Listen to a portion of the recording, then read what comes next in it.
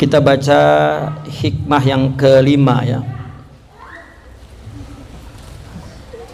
Qala radhiyallahu anhu wa nafa'ana bihi wa bi ulumihi fid dharain amin ya rabbal alamin.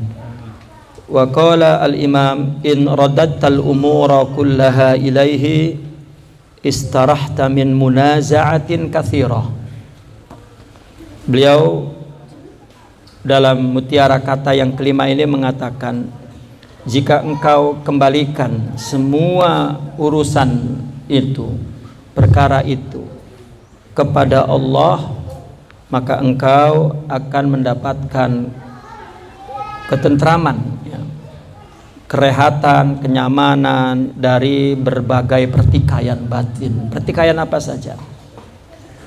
Jika kita memandang sesuatu, kita kembalikan kepada penciptanya, kepada pelakunya, kepada yang maha mengetahui segala sesuatu, maka ketika kita terjadi kerumitan, kesulitan yang menimbulkan pertikaian, baik dalam pertikaian zahir atau pertikaian batin, maka kita tidak terganggu karena semua akan ada hikmahnya.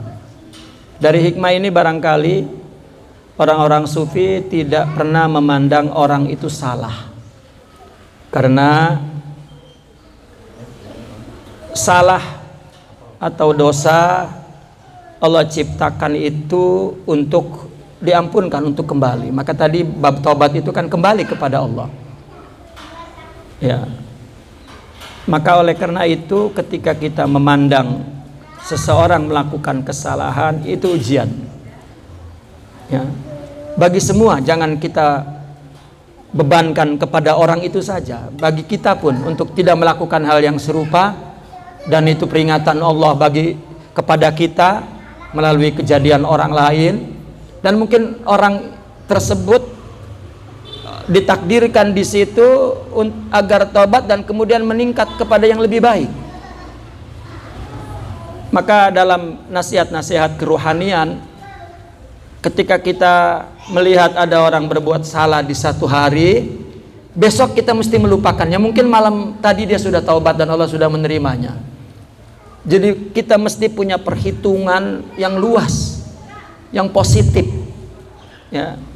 Karena ada Allah yang menjadi pelaku utama dan yang mempunyai pengetahuan akan ciptaannya, sedangkan kita tidak tahu apa-apa. Wa biyadihil khair, yang ada di tangan Allah itu semuanya baik. Maka yang tergeletak di alam ini mesti bukan sesuatu yang batil, yang tidak ada artinya ya. Hanya perlu kita kembalikan kepada Allah, maka ya kita akan nyaman, damai ya, tidak ada complicated ya, dalam pikiran dan jiwa kita, tidak ada pertikaian. Nah maka hikmah ini sebetulnya seluruhnya berkenaan dengan pengalaman jiwa yang tauhid ya, kepada Allah Subhanahu wa ta'ala. Tidak mudah kita mengembalikan sesuatu itu kepada Allah. Perlu kepada tauhid yang tinggi, perlu kepada pandangan syuhud gitu. Nah paling kurang kita mengerti secara teorinya ya, bahwa mereka para aulia ya, ternyata punya pandangan batin yang sedemikian luas ya, dan bersih dan positif, tidak pernah membebankan sesuatu ya kepada yang di luar ikhtiarnya ya, di luar kemampuannya. Karena Allah berfirman, wa rabbuka yakhluqu ma yasha'u wa yakhtar. Tuhanmu yang menciptakan berdasarkan kehendaknya dan pilihan dia. Apa yang ada dalam hikam Sidna Imam Al-Haddad, beliau mengatakan bahwa buruk orang yang menimpahkan kepada saudaranya sesuatu yang di luar ikhtiar dia ya. Katanya orang yang membebankan sesuatu yang di luar ikhtiar manusia. Artinya Allah takdirkan siapapun makhluk ini berada dalam situasi itu. Itu kan di luar ikhtiar dia. Ya. Tentu kita sepakat, kita ingin yang baik-baik, yang bagus-bagus, yang nyeneng-nyenengin orang. Tapi dalam kondisi tertentu ternyata ada di luar pilihan kita berada dalam keadaan itu. Maka jika kita kembalikan kepada Allah, maka kita nggak ada apa-apa dengan orang itu. Aman, nggak ada pertikaian dengan, nggak ada. Karena persoalannya bukan di orang itu, tetapi di diri kita. Saya sering mengumpamakan begini, ada orang dibenci sangat oleh seseorang tuh, tapi kenapa ada orang lain yang mencintai sangat orang itu? Jadi persoalannya bukan di orang itu, tapi di diri kita. Semuanya atas kehendak Allah, maka kita kembalikan kepadanya, maka kita aman, selamat dari persoalan pertikaian batin. Jadi ini pengajaran bahwa musuh utama itu diri kita sebetulnya. Ya. Adapun yang terjadi di luar semuanya baik untuk kita. Ya. Tidak ada yang tidak baik. Ya. Seperti misalnya adanya orang kafir di sana itu sangat baik untuk kita itu. Kalau tidak ada, mungkin kebanggaan sebagai muslim itu hilang, dan sesuatu yang tidak ada rasa kebanggaan, maka rasanya ya tidak saya udah kecampur bahasa Malaysia ini ya, sudah ya seronok gitu. Apa seronok itu ya, Allah sudah lupa ini ya.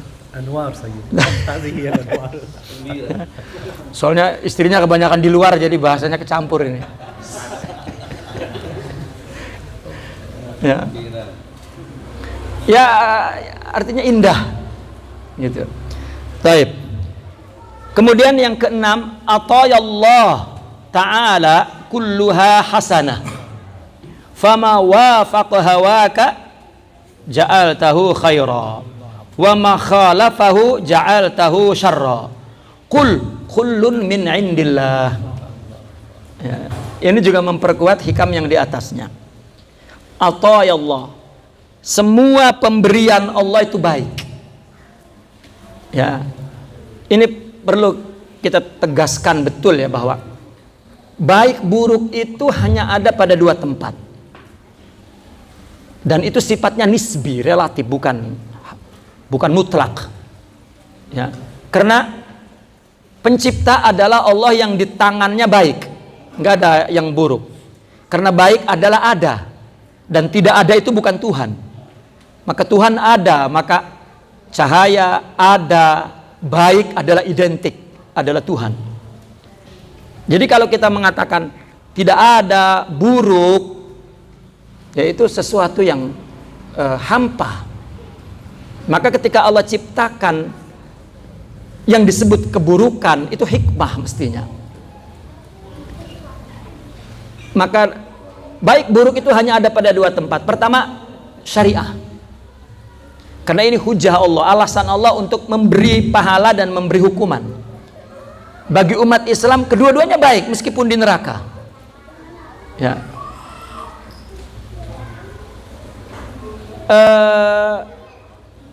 Baik buruk menurut syariah.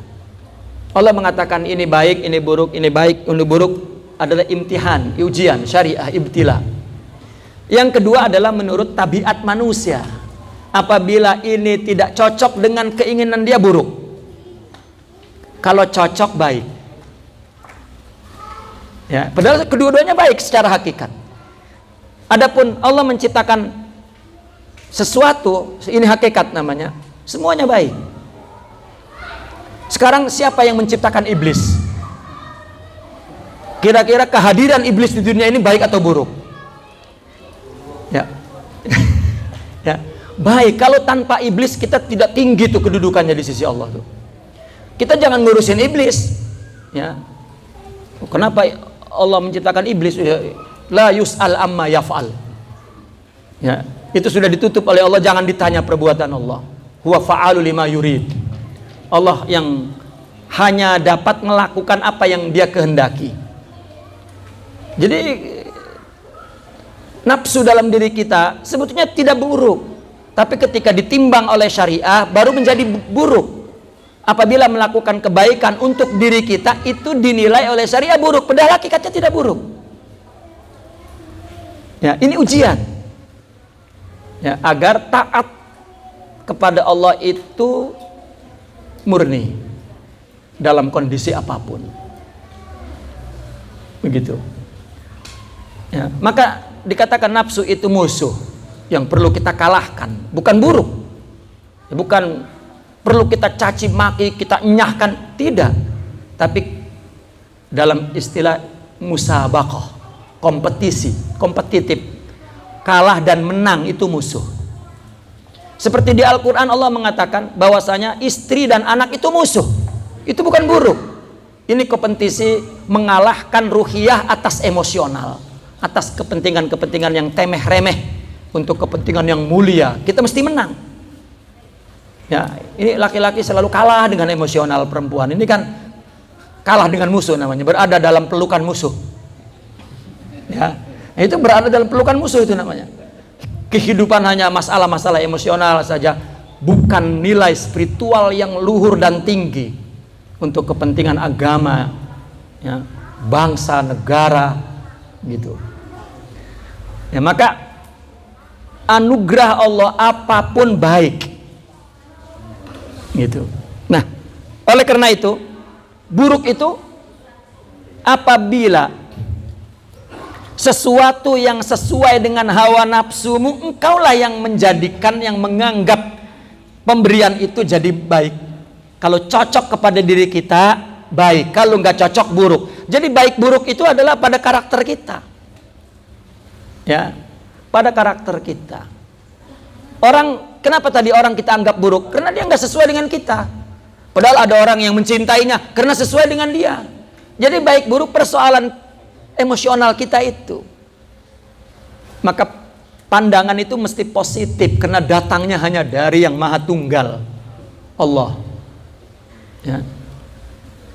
Itu adalah sikap tauhid, ya, yang menunggalkan Allah, tidak ada lagi pelaku yang lain, dan tidak ada keburukan. Itu hanyalah ketiadaan baik, dan baik itu di tangan Allah. Ketika kita melihat ada orang buruk, itu adalah kondisi yang perlu kita kasihani karena dia tidak mendapat kebaikan itu. Kalau kita punya, berikan kebaikan kepadanya agar tahu contohnya, sehingga dia memohon kepada Allah untuk mendapatkan kebaikan. Bukan kita tambahkan buruk. Maka dalam istilah bahasa Arab, zadat tin balah katanya. Jangan kamu membuat lumpur tanah itu menjadi lumpur. Begitu. Kita berusaha untuk memperbaiki keadaan dan membangun peradaban manusia, untuk terus memperbetulkan yang error-error tanpa menyalahkan sedikit pun. Karena itu hikmahnya, bagian dari kita untuk, ya, mengisi dan mendapat kesempatan nilai-nilai luhur dari Allah Subhanahu wa taala.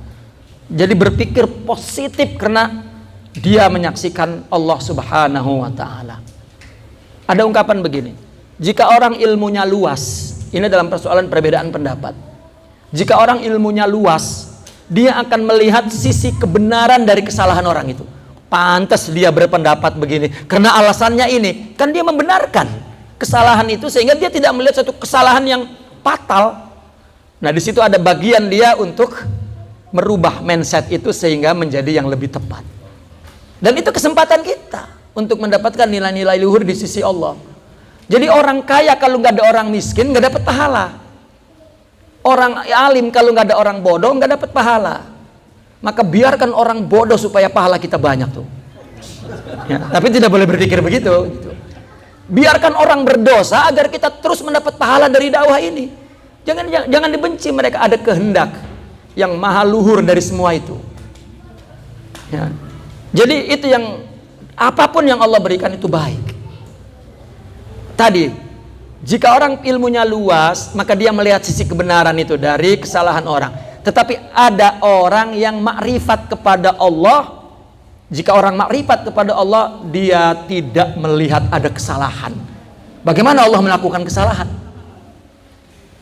Ya, Allah tidak menciptakan apapun batil. Artinya batil itu tidak ada gunanya. Ada gunanya. Dan iblis itu sangat bermanfaat. Biarkan dia ada, jangan dienyahkan. Lo ada dialog imajiner ya ditulis oleh Al-Imam Ibn Arabi dalam sebuah kitab. Ya, sebetulnya dialog yang dikatakan oleh beliau sebuah hadis besar yang dinisbatkan hadis itu kepada Sayyidina Ibn Abbas, padahal itu adalah hadis-hadis yang terpisah-pisah lalu dibuat satu naskah dialog. Ya.